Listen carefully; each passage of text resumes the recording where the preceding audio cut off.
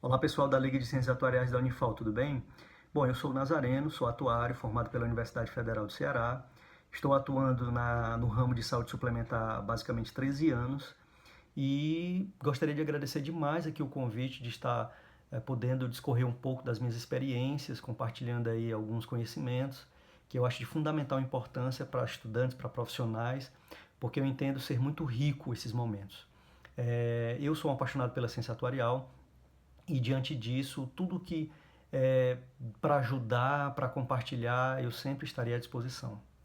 Bom, esse vídeo eu tentei dividi-lo em duas principais partes. A primeira delas é a questão do cotidiano do atuário dentro de uma operadora de plano de saúde. E a segunda são alguns pontos de reflexão referentes ao futuro da nossa profissão. Na primeira parte, que é a questão do dia a dia do atuário na operadora, ele está muito voltado para a questão da estratégia do negócio. Então, feito isso, ele perpassa por 4 pontos principais. Dentre eles, você tem o primeiro, o desenvolvimento do produto, você tem a venda do produto, a administração do produto e o resultado do produto. Vamos entender produto como o plano de saúde, o serviço que é ofertado no mercado. No desenvolvimento do produto, você encontra uma equipe multidisciplinar, da qual o atuário faz parte, que vai discutir diversos aspectos, sejam eles jurídicos, econômicos, financeiros, legais, mercadológicos. Depois tem a precificação, que o atuário também está envolvido, e depois a viabilidade econômico-financeira, que também está envolvido. No segundo, a venda do produto está mais voltada para a questão da aceitação de riscos. E aí, nesse aspecto, envolve toda uma questão de campanhas promocionais, política de subscrição, política de comissionamento. Se for o caso, também tem negociação com outras operadoras, enfim. No caso da administração do produto, é o que você vai reservar, o que você vai provisionar para assumir os compromissos futuros. Então aí são as chamadas provisões técnicas, tá? Então na saúde suplementar nós temos 3 provisões obrigatórias, dentre elas 2 são atuariais e aí exige toda uma metodologia atuarial para conseguir mensurar esses montantes de forma realista, né? Conformidade à situação da operadora. E por fim, você tem o resultado do produto. Nesse caso, basicamente, verificar os indicadores, os principais indicadores, o resultado em si, obviamente, mas os principais indicadores, como sinistralidade, ticket médio, custo per capita, enfim, uma gama de indicadores para análise, né? Que o relatório é chamado de análise de carteira, carteira de beneficiários, né? Dos produtos. Bom, isso é uma de forma bastante resumida, né? Mas, por exemplo, lá na nossa área a gente também verifica a questão das exigências junto ao órgão regulador, que é a ANS, a Agência Nacional de Saúde Suplementar, e nós também somos os responsáveis pelo Business Intelligence dos principais indicadores estratégicos, né?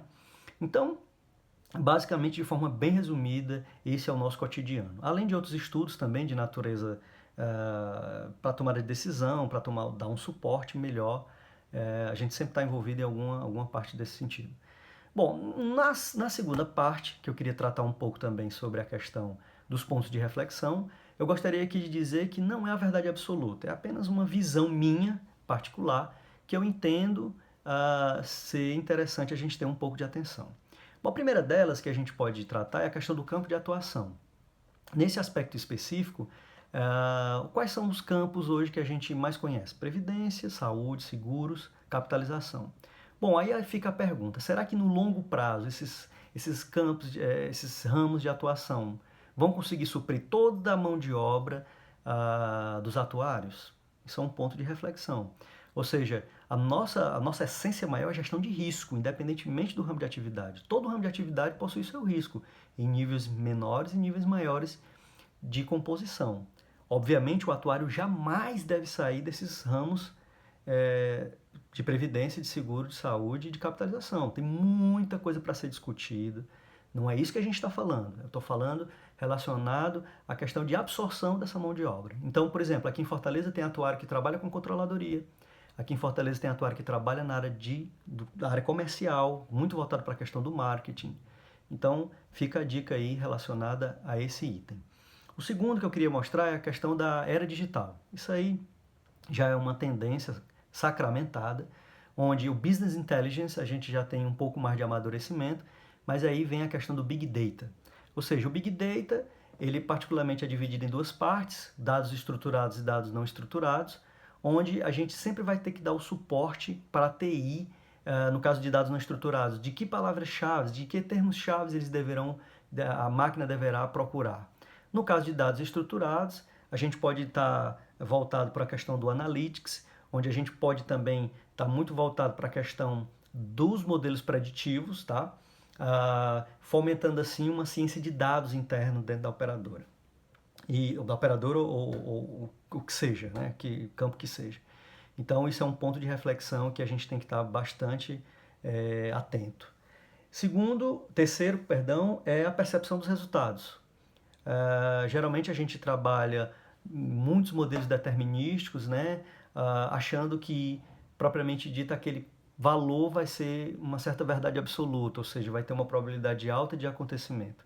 Na verdade, é muito importante que a gente entenda a distribuição de probabilidade, estabeleça cenários, pelo menos, para que a gente consiga ter um leque maior de opções para esses resultados. Então, aí entra a questão dos modelos estocásticos.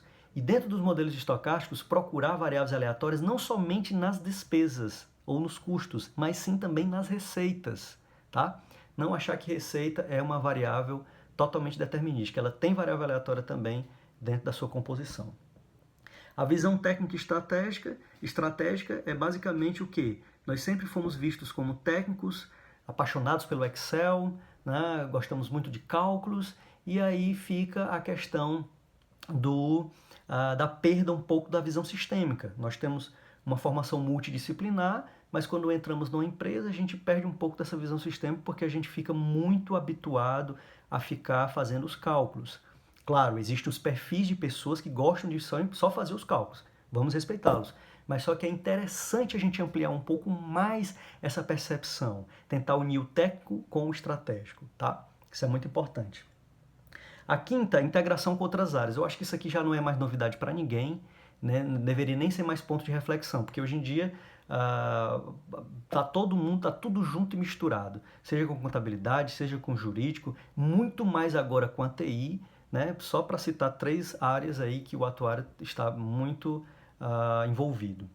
6, a comunicação. Então, no caso da comunicação, o que é que eu quero frisar? É a questão da apresentação. Vai fazer uma apresentação para a diretoria, vai fazer uma apresentação para os gestores, ou seja, para onde que quer que seja. Quem não é da área de exatas ou que não tem uma certa familiaridade com números, não vai querer ver em PowerPoint, ou seja lá o que for, muitas fórmulas matemáticas, muitos números, que geralmente as pessoas são traumatizadas com isso. Então, o que é que você pode fazer?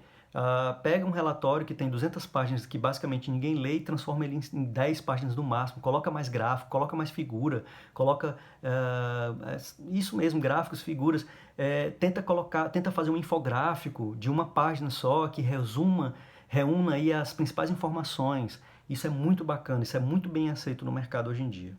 E acho que é a tendência também para o futuro.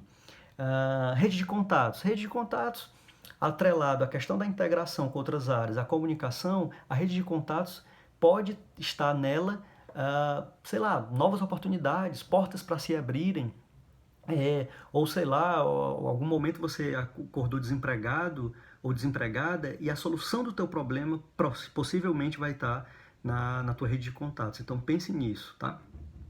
E por fim, a questão do comportamento humano. Ou seja, o que é que eu quero dizer com isso? É porque basicamente a gente está muito voltado para os resultados quantitativos, né? A gente se utiliza muito de base de dados, extrai informações dessa base de dados e alimenta para tomar decisão essas informações quantitativas. Mas já pararam para pensar a importância do equilíbrio entre o qualitativo e o quantitativo, o famoso qual e quant? Então é isso que eu quero falar. Ou seja, o que é mais importante além de um número? Às vezes é saber as informações qualitativas que estão por trás delas. Por exemplo, por que uma determinada pessoa não quer poupar? Por que uma determinada pessoa utiliza uma consulta, além das razões óbvias que a gente sabe, mas em tentar entender os fatos que levam a determinados comportamentos. Então, sempre tentar unir essa questão qual e quant para que a gente tenha respostas mais abrangentes para uma tomada de decisão cada vez melhor. Bom, pessoal, esses aqui são os 8 pontos que eu acho muito interessante a gente atentar para o futuro da nossa profissão, para a questão de adaptações, tá? Eu novamente gostaria de agradecer o convite, sinto muito honrado e feliz e fico à disposição para qualquer oportunidade de integração com vocês, ok? Para quem não sabe, eu possuo alguns artigos publicados no LinkedIn, tá? E para mim, sempre eu sou defensor e praticante do compartilhamento e eu acho que é isso aí. Muito obrigado, um grande abraço, valeu!